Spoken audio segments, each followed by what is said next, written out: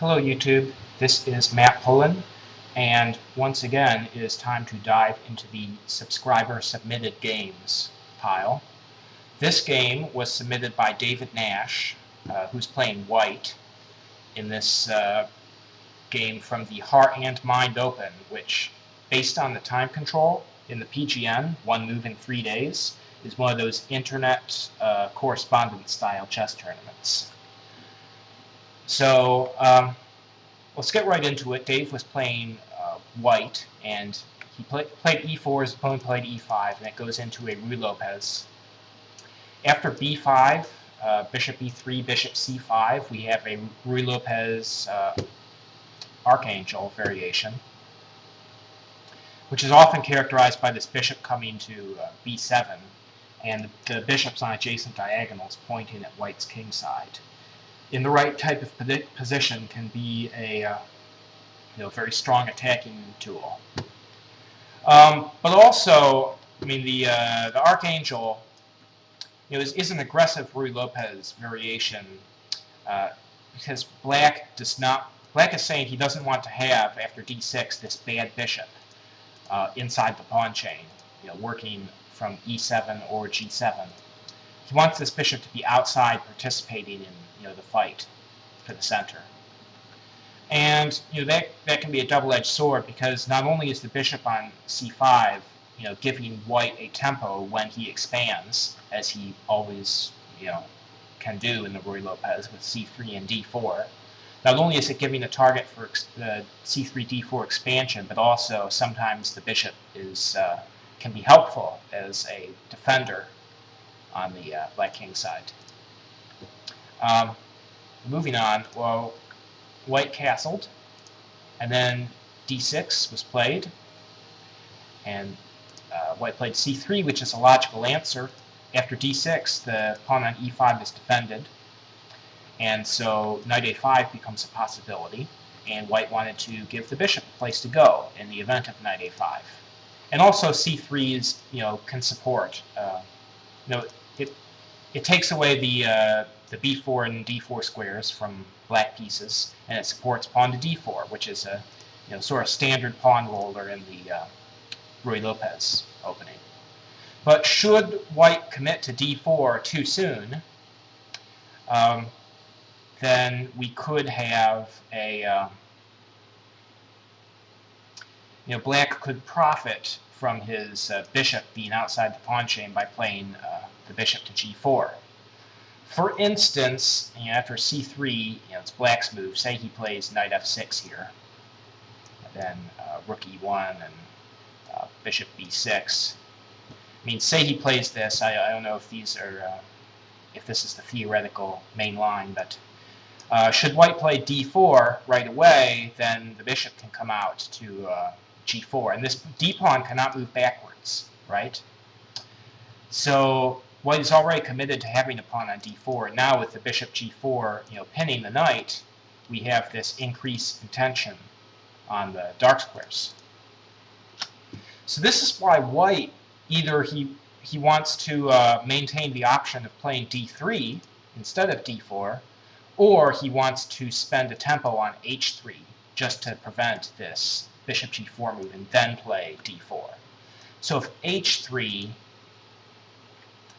then now the bishop g4 is no longer a possibility. So then, black knows where his bishop is going. Say he puts it on b7, and now white can play d4 safely, because he has enough forces to maintain the d pawn, and say black castles. So this, looks like a standard position, which is why I'm kind of suspicious of the move black played in the game, bishop to b7. He immediately fianchettos the queen's bishop, but there's no real possibility of taking this pawn yet. It's too easily defended. Like, the bishop can drop back to c2, and then there's d3, rook e1. And also, by playing bishop b7 so early, black is forfeiting the option of putting the bishop on g4, which means that white, in some cases, can skip out on the move h3 altogether. He doesn't have to play h3. He can just play for d4 and bring the rest of his pieces out. Use that tempo for usually meant for h3 to do something else. So already I don't like black's choice of putting his bishop on b7. And throughout this game, I did look at this game before making the video, and throughout this game it struck me just how useless this bishop is on b7.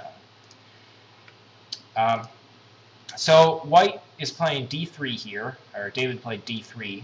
I'm wondering, because of the lack of bishop g4 and the lack of knight h6, the lack of knight f6, which forces white to defend e4, I'm wondering if pawn to d4, immediately could be all right for white. And after like bishop b6, I don't know. Probably knight g5 is not what white wants. Because it can just be defended by knight h6, and then white has a problem with his d4 pawn. I'm not going to get too far into that, but d4 was definitely a possibility. Like, I don't know, black could also take and go back to b6, and then any knight g5. Knight h6, and now this pawn is just hanging. So like if queen f3, then maybe knight takes d4. Although wait, that is messy though. Knight h6, queen f3. No, it isn't. Black just castles here, and then this pawn needs to be defended. Yeah, this should be fine. So, I mean, d4 was a possibility. But d3 was played, and usually d3 is played in response to the early bishop g4 in order to just play, like, with knight d2, h3, g4, in order to try and show that this bishop on g4 is misplaced on the king side. But, I mean, d3 could be all right. Now here, black plays h6, and he doesn't have to. Again, this knight coming out to f6 is standard, and there's really nothing I can see that black is gaining from avoiding this move. I mean, knight g5 is not dangerous because of castles, and bishop g5, I don't know, say this knight comes here, bishop g5, h6. I don't know if white wants to trade the bishop for the knight on f6, because how does he take advantage of this queen coming to f6? He doesn't have a knight that he can play to d5. And if bishop to h4, well, I would be kind of concerned about this, because white is castled, his king is over here on the king side, and black is not castled. So already maybe h5 with the threat of h4 trapping this bishop comes into play. I don't know, this looks quite dangerous. Or wait, maybe knight takes because of the threat on f7. Yeah, that's a good point. I don't know, just rook g8, protecting this pawn and threatening h5, h4. And black is just playing, like, I don't know, a quick queen e7 and castles queenside. I'd be very skeptical of this for white. So yeah, knight f6, definitely very valid, positionally well motivated. Certainly don't need to play h6 here. All right, so then white played bishop to e3. This is the decision that white sometimes makes in these positions. Brings the bishop out to oppose black's bishop. And if there were to be an exchange, then the f takes. Even though white would have double pawns, it opens the f file, for white, and creates possible operations on the king side. And also the double pawns help white secure some key center squares. So here, again, I'm kind of skeptical of black's next move. Black took. he took and ended up giving white this the double pawns in the center. But I'm wondering, just knight f6 here. And you're saying, wait, what if this exchange doubles black's pawns? Well, yeah, it doubles the pawns, but it doubles them in a way that develops black's queen. Black's queen now has an influence on the d file, and the pawn is contesting the d4 square. So anytime white is playing d4, black will be able to exchange, and at the very least, make his pawns healthy again. Also, d3 could be a target here, and in addition to d3 being a target, if black can play pawn to c4, creating tension, undermining the support of the pawn on e4. And if that pawn on e4 falls, then this bishop then becomes a healthy piece. So I actually like the position for black if white were to take. So already both sides could potentially gain from having their double pawns. So this tension between the bishops on e3 and c5 could potentially last for many moves. But no, these players are not fond for maintaining tension. So it takes. Oh wait, that was not what happened in the game. That was just my sub-variation. Whoops, my bad. Black actually took here, and then played knight f6. Finally, because here I think maybe bishop takes f6 check, followed by knight takes e5 double check was a concern. I mean, if black were to do nothing, then at the very least, white is gaining his material back, because of the knight coming into f7. But anyway, black didn't allow that. He played knight f6, and then knight bd2. Castles, queen e1. Queen e1, with the potential to develop to the king side. Pretty good looking move. White probably also could have considered pawn to d4. Anyway, so now knight a5 comes in, and white is not interested in allowing the exchange of this bishop for this knight, so he plays bishop to c2, and now this knight is off sides, which would have been all right if black were to use this tempo to play pawn to c5. Like gain some space in the center, sort of like you would in the normal closed Roy Lopez. But no, black played knight h7, a move which I really don't understand at all. Again, c5. This was a good idea, because now the knight has a place to retreat to. You can play knight c6, and now the knight is behind the c5 pawn in a much better space. So that would have been a that would have been a healthy move. Knight h7. I just don't see the point of this move at all. The knight could come to g5 to try to exchange for white's knight on f3, but white could always avoid this exchange and play knight to h4, with eyeing the g6 or f5 squares. Again, this knight coming into f5 is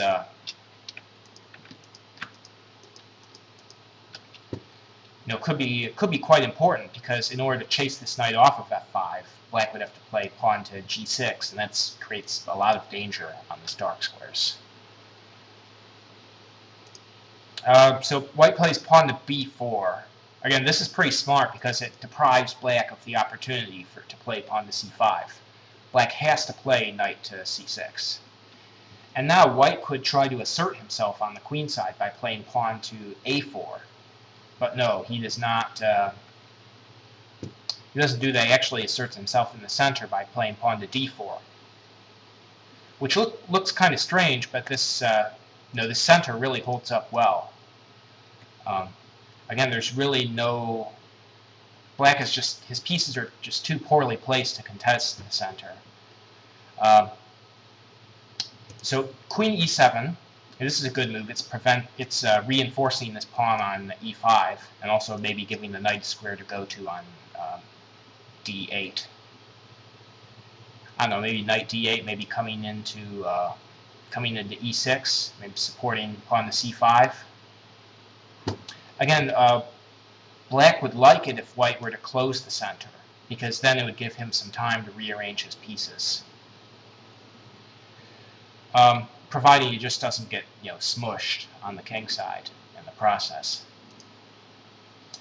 Queen g3, again putting more pressure on e5.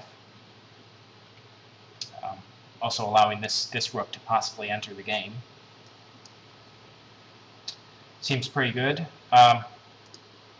So here, black played f5, and this I don't know. This worries me a lot. This f5 move, I think, is a crucial blunder, opening up the position in a way that black just can't support. I don't know. What if he follows through on his plan and plays knight to g5?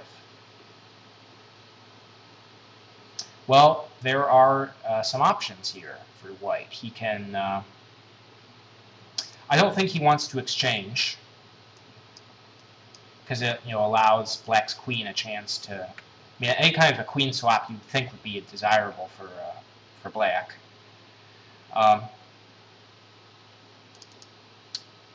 And also this knight on g5. I mean, without being able to trade off with this knight on f3, it just seems like a very silly piece. So knight h4 with the threat of coming to f5.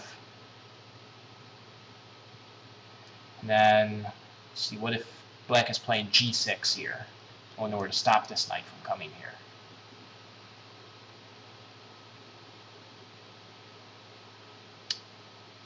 So white could play the bishop to b3 to pin this pawn. So he's threatening the knight, he's threatening to take on g6, but then just king h7 unpinning. And where is the knockout punch for white?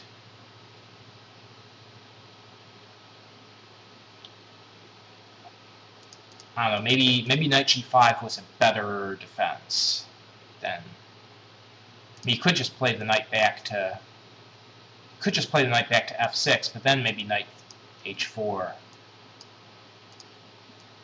And then h4 with the idea of coming in here.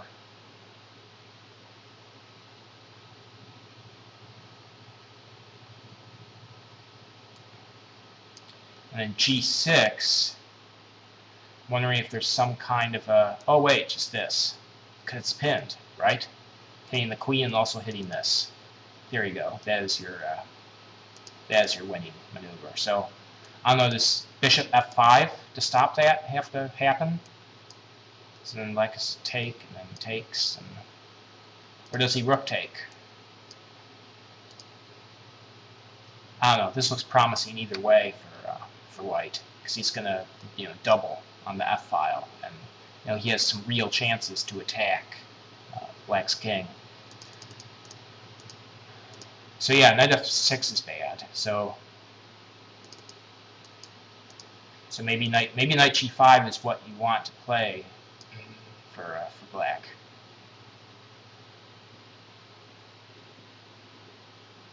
I almost wonder if it's worth just retreating this knight to e1, just putting the knight on an inferior square just so that black can't trade, with the idea of following up with pawn h4, pawn h5. Or probably just want to keep the pawn on h4. Knight e1. And I don't know, what is black playing for here?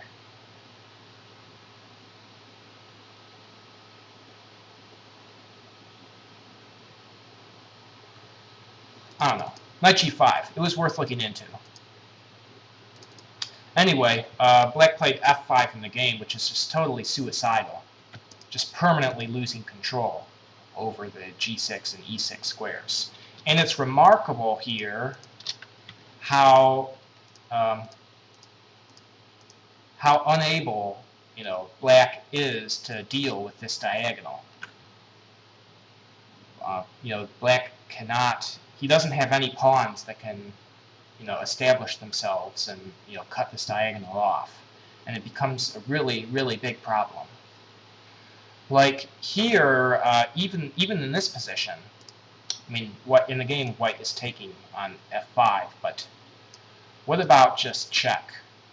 I mean, he can't play this. He's got nothing he can put on these squares short of playing the rook here and losing the exchange. So he's got to play king h8 and now knight h4 with the threat of coming into g6.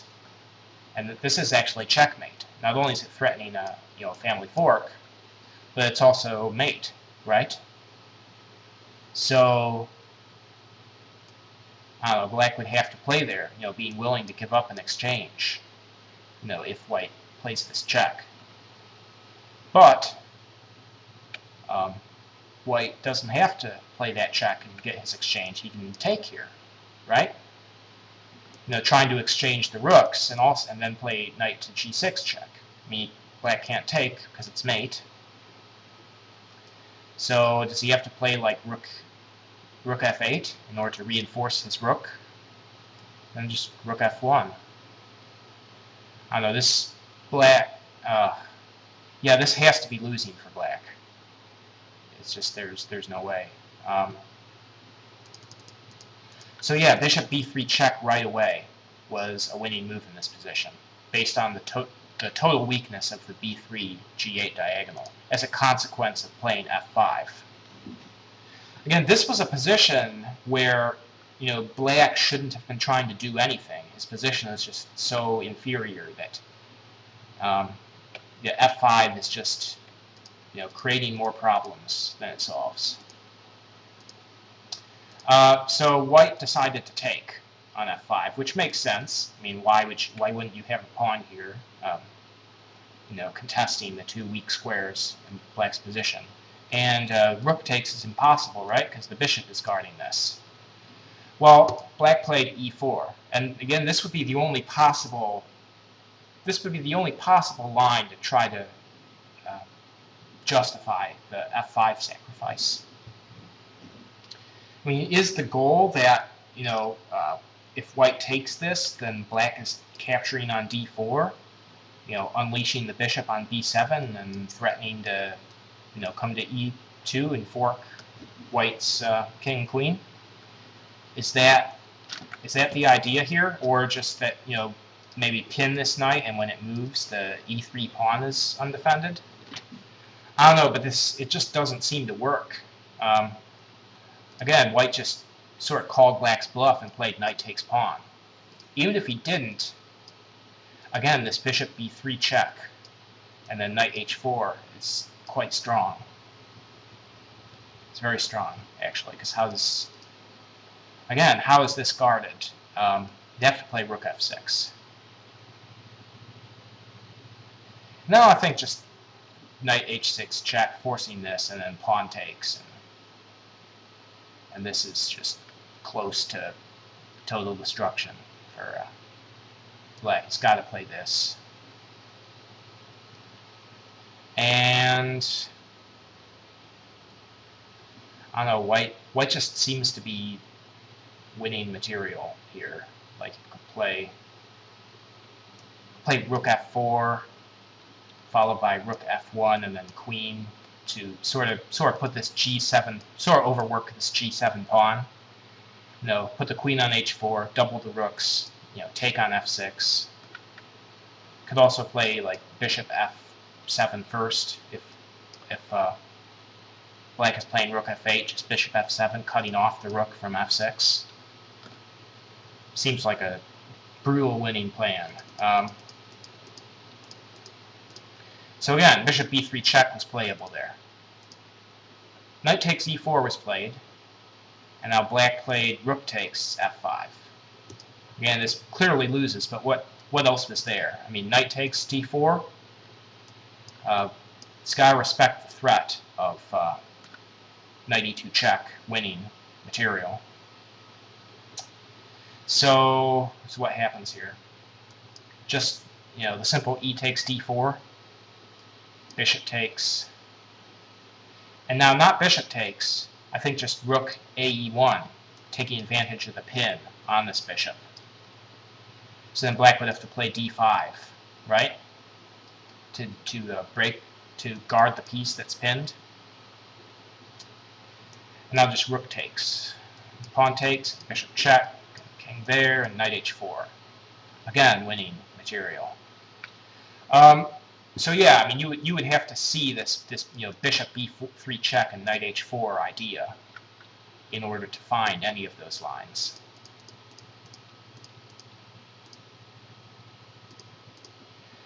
So I mean, that's why knight takes d4 doesn't work there. It just doesn't work. Knight takes b4. I don't know. This knight takes b4 just seems like a waste of time because of f6. Hitting the black queen. And where does the queen go? I mean, if pawn takes is impossible. If knight takes, then knight takes check, and then just pawn takes knight wins a piece. So this queen has to move. And the queen has to move somewhere where it stays on e4. Otherwise, white just takes on b4 and goes up a piece.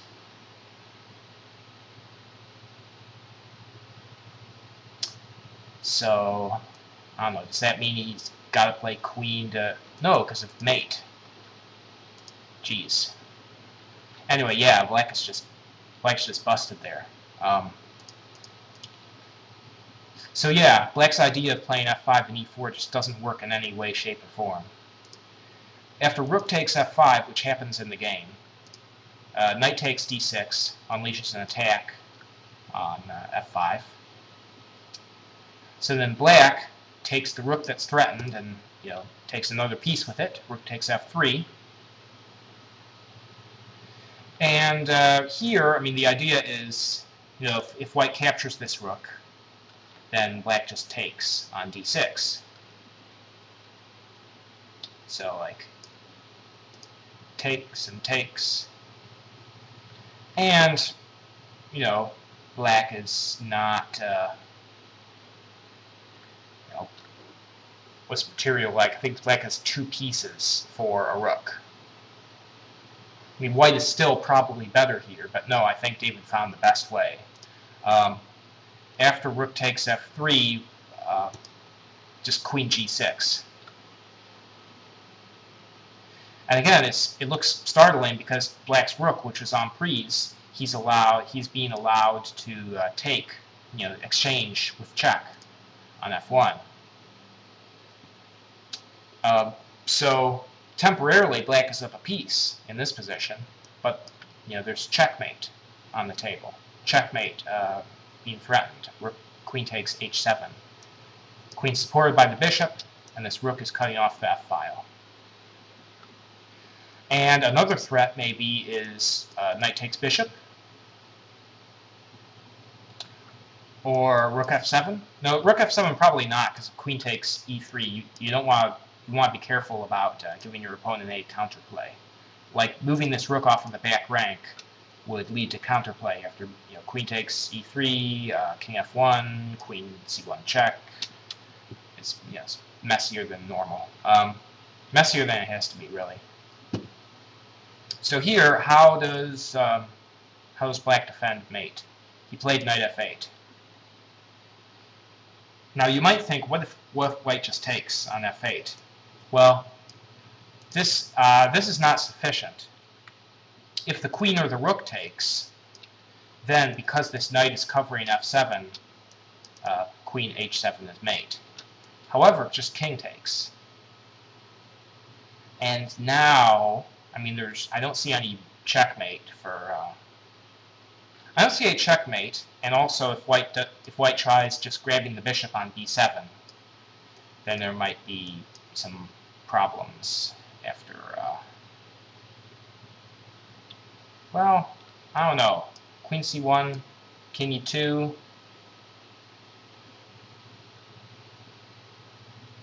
Oh no, just rook check.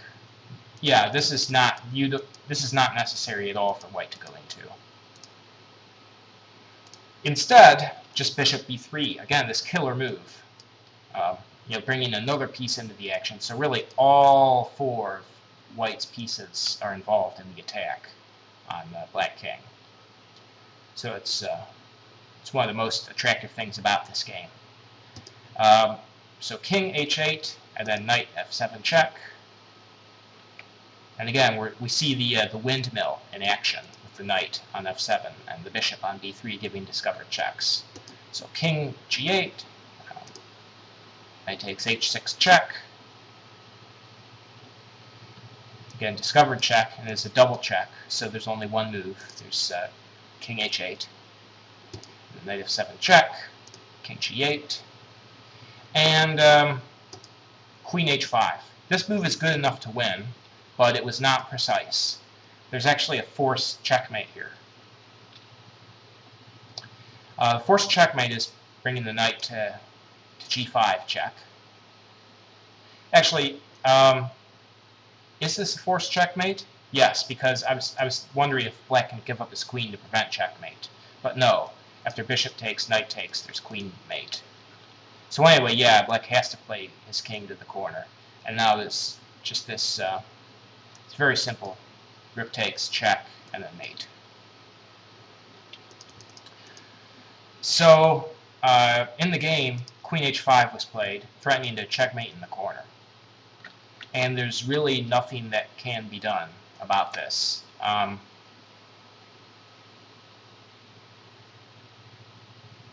See, in the game, queen takes e3 check, king h1, and this was the end. Black resigned. Does this move help? Cutting off the queen from the corner?